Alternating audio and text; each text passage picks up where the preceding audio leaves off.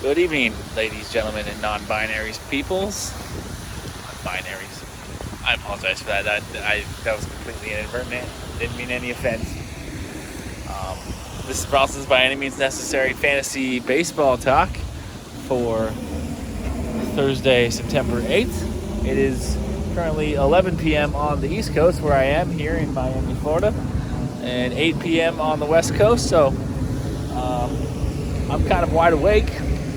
It's late here, and I'm hoping I'm getting this material out soon enough for everybody who uses it to benefit from it. This is the Lovelock Bridge in Kendall, which is like southwest part of Florida, of Miami. And let's just get to the baseball stuff. I'll talk a little bit about my day. It was kind of a weird day. I got in early this morning, but I couldn't check into my hotel at 3. So I kind of wandered around. I flew into Fort Lauderdale. Kind of wandered around Fort Lauderdale, Hollywood area, which is really pretty. And then I came down to Miami and took the bus. Bought a day pass. Took the bus down here. The humidity is a freaking monster, man. I can't even deal with it. But I was talking to a couple of people who have lived here their whole lives, and they said the humidity this year is a little worse, a little thicker than normal. They're not sure what's going on, but so I don't feel so bad that I can't cope with it, because people who live here are having trouble coping with it. And I ended up sleeping a lot. I slept on the plane because I took a red eye from Portland last night. I slept a little bit on the plane, but not enough, not the whole time. If I'd have slept the whole time, the whole 4 hours, I probably would have been fine. But I think I slept maybe an hour, maybe 2 hours. So I took a nice long 3 or 4 hour nap once I finally did get to check into my hotel. So I didn't really do a whole lot of exploring this evening. By the time I woke up, the sun was going down, and I wanted to get some dinner and then watch the Rams-Bills game, which wasn't much of a game. Bills kind of killed them. In fact, it's still on. The game's technically not over yet, but the Rams aren't coming back at this point. There's like 5 minutes left in the fourth. They just threw another interception. So not a good day for Matthew Stafford owners. Pretty damn good day for Josh Allen owners and Stephon Diggs owners, Gabriel Davis owners. Good day for them. Good day for the Bills defense. If you had them, bad day for the Rams defense. But wasn't a good idea to start the Rams defense today. Anyway, but on to the baseball stuff. Let's walk across this bridge here. There's a couple of fountains here too. It's a really nice area. The problem with this area, this is a really good deal on this place too.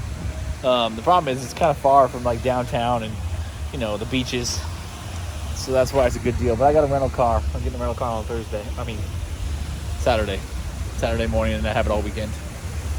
So a couple of fountains here, a bridge, pretty neat area. I'm gonna have to explore this a little bit more this weekend. This is a nice little tap house right over there. But baseball stuff. 3 hitters to consider adding to help you win your playoff matchup this week. A couple of young rookie shortstops. Alan Trejo, technically still second baseman with the Rockies, but he's going to get shortstop eligibility here in the next week because he is the starting shortstop now that Jose Iglesias is on the injured list. So Alan Trejo's getting the everyday role there. He's already got 5 starts in. I think he only needs 5 more to pick up eligibility there. So he'll have second base and shortstop eligibility. And then O'Neal Cruz has been a very hyped young prospect for the Pirates for a couple of years. And those of us in the fantasy community were very excited when he got the call up to Pittsburgh. And he's been okay. He's definitely shown some potential. He's just going to have to find some consistency. He's been hitting pretty well for the Pirates right now, so it's pretty safe to add him again. And then Luke Voit is kind of starting to look like the Luke Voit we remember from the Yankees when he was a very relevant first baseman. And so he's with the Nationals now. He's worth having. He'll provide you some power, cheap power there to help you, win your matchups this week. For the pitchers to stream here, I have 3 for you on Friday. 2 pitchers are facing each other. David Peterson and Edward Cabrera in the Mets-Marlins game. here in Florida, which I'm gonna try to. I'm not gonna attend tomorrow's game. I got other plans for tomorrow already. That's why I didn't get a rental car for Friday. But Saturday night there's a game, and Sunday morning. Well, Sunday morning for us West Coasters. It's Sunday early afternoon for people here in South Florida. So one of those two games I'm gonna attend. It'd be nice to see Max Scherzer or Jacob deGrom. Or Sandy Alcantara, but I don't think that's going to happen. It's going to be Carlos Carrasco, and I don't remember who's pitching for the Mets on Sunday. And then it's going to be Edward Cabrera, Pablo Lopez, and Jesus Luzardo. All good young pitchers to watch for the Marlins. I'm not worried about seeing an exciting pitcher for the Marlins. I just want to see, a decent pitcher for the Mets. But, yeah, those two. And then Ross Stripling, the Blue Jays against the Rangers in Texas tomorrow. That should be a good game for him. Saturday, I've got nothing for you. All the pitchers that are on the mound are guys that are owned above 50% or pitchers that aren't worth picking up.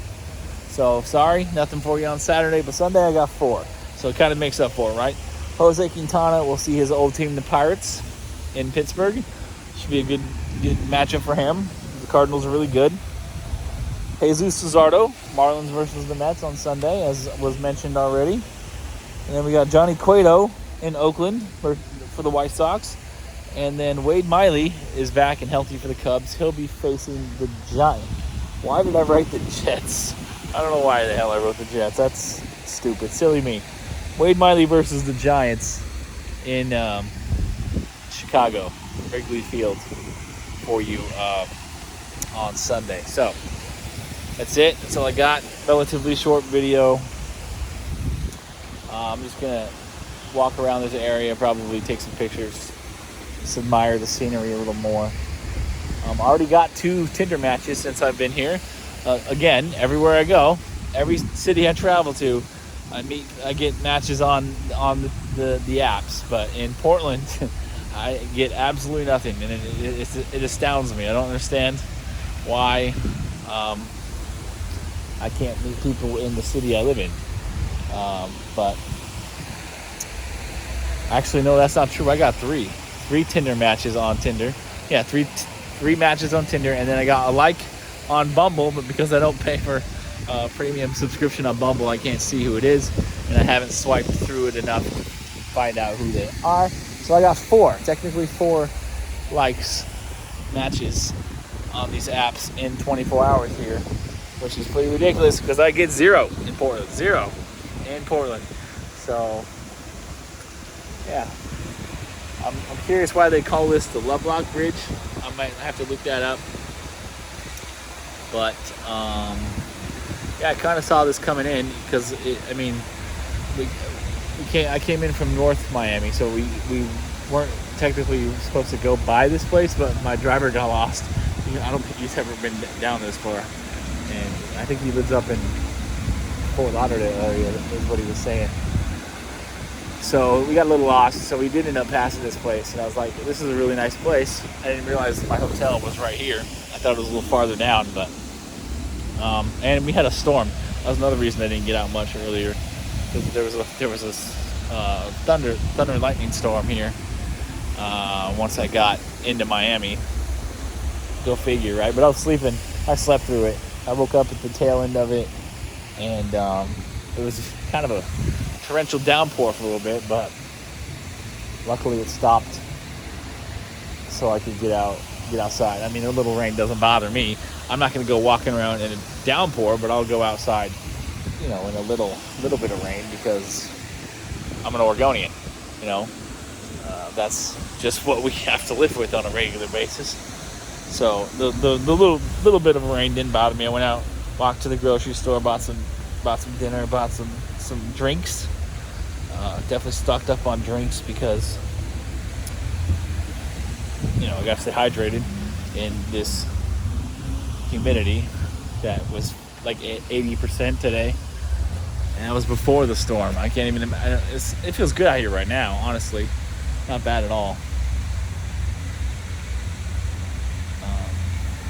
yeah, this is a neat area.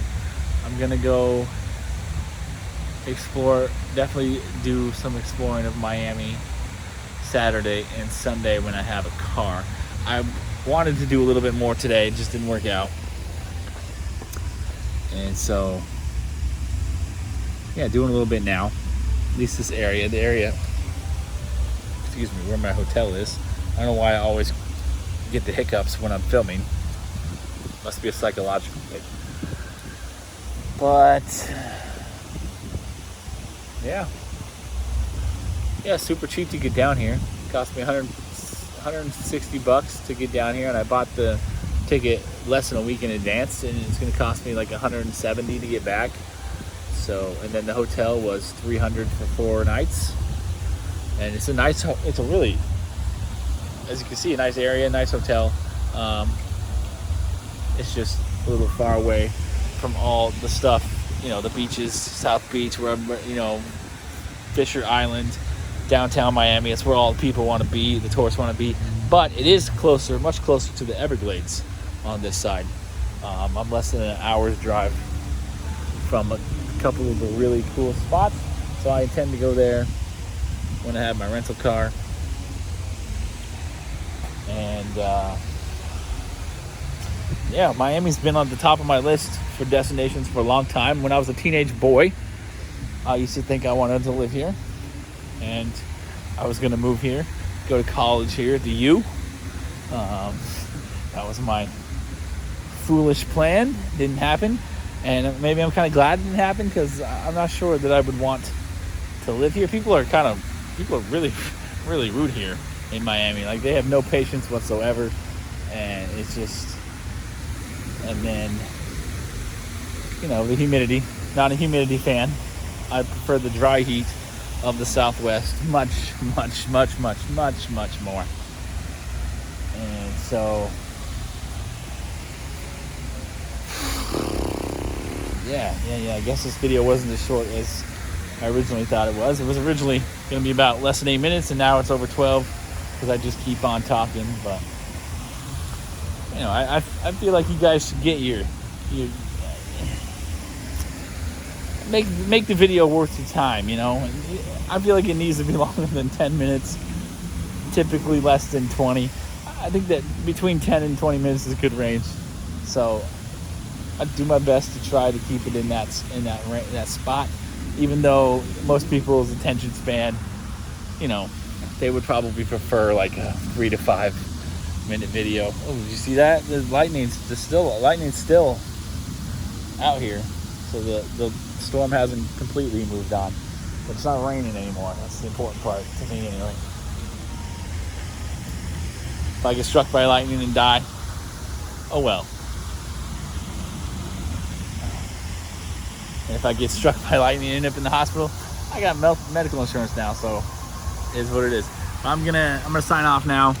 I'm gonna go explore a little bit, and I gotta get up semi-early tomorrow, early East Coast time. So, but whatever. I'm used to sleeping 3-4 hours a night. Just not really gonna be able to take a nap tomorrow. I got a big eventful day.